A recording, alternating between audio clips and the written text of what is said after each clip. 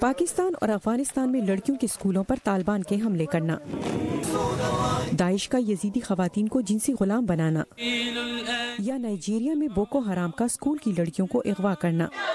دہشت گردی اور انتہا پسندی سے متاثرین کی ایک بڑی تعداد خواتین ہی کی ہے۔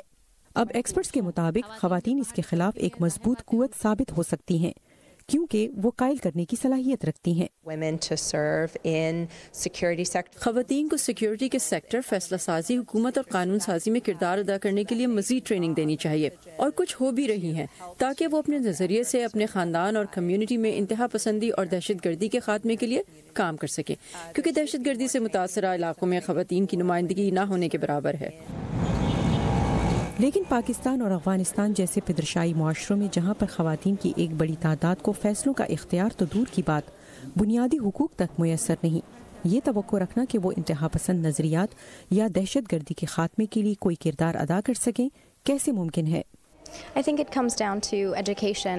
میرے خیال میں یہ سب کچھ تعلیم کے ساتھ آتا ہے۔ ایسی صورتحال میں جہاں وہ بااختیار ہیں اور شعور اور دلیل رکھتی ہیں، وہ انتہا پسند نظریے کو چیلنج کرنے میں کامیاب رہی ہیں۔